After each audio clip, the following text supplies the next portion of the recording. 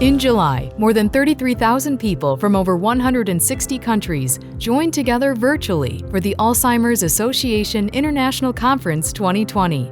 The commitment and resilience of the dementia research community to find new ways to advance their work even during the pandemic is an inspiration to us all. Let's hear from Maria Carrillo, Chief Science Officer of the Alzheimer's Association, about the state of Alzheimer's research today. This is a very exciting time in Alzheimer's disease research. Today, there are unprecedented levels of philanthropic investment and federal funding in Alzheimer's research. We believe this will accelerate the pace of discovery to slow, stop, and prevent Alzheimer's disease. Could common vaccines protect against Alzheimer's? New research reported at the Alzheimer's Association International Conference suggests flu and pneumonia vaccinations may play a role in maintaining cognition and memory as we age. Dr. Snyder, Vice President of Medical and Scientific Relations at the Alzheimer's Association, is here to tell us more. As we navigate the COVID-19 pandemic, vaccines are top of mind. They're in the forefront of many of our conversations for ourselves, our families, and public health. Two new studies being reported at AAIC 2020 suggest that vaccinations protecting against upper respiratory conditions may be important for maintaining our cognition and memory as we age. This is even more relevant today in the COVID-19 environment. The Alzheimer's Association believes it's important to research the potential benefits of vaccination, not only for protecting against infection, but also for improving long-term health outcomes, including memory and thinking.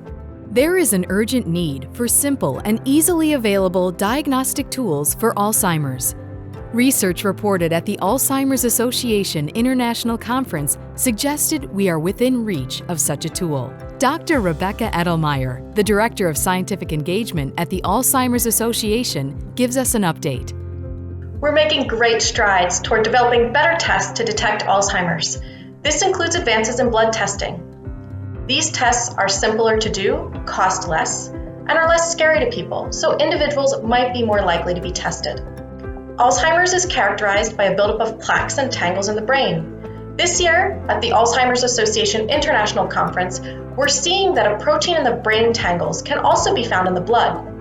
If confirmed, this marker could be very helpful for doctors and for researchers. You may be wondering, when will a blood test be available in my doctor's office? While you aren't going to see a blood test to diagnose Alzheimer's in your doctor's office tomorrow, these blood tests will be important more immediately for research. An inexpensive and easy way to get a more definitive diagnosis will help identify the right people for clinical trials and to track the impact of therapies being tested, which will ultimately help us to get to a method for prevention and effective treatments faster.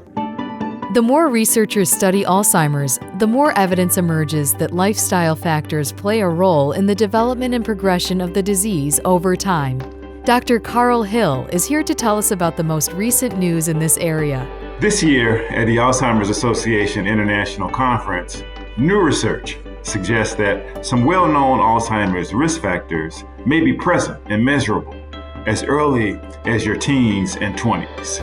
So managing Alzheimer's risk may be a lifelong process.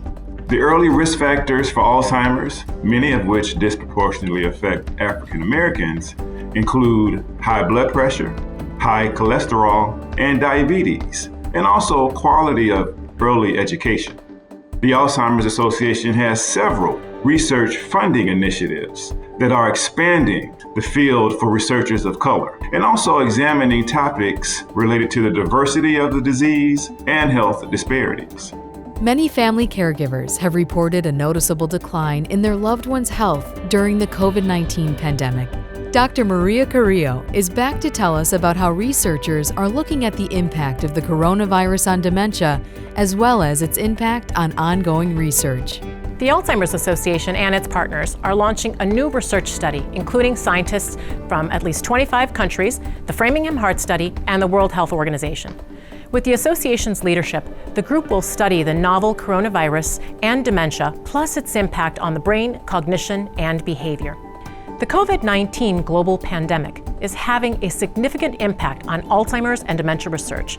In many instances, intervention trials were paused and participants have missed one or more doses. As of today, many studies have resumed in one form or another. The Alzheimer's Association remains committed to our mission. We will move research forward. We will not lose momentum.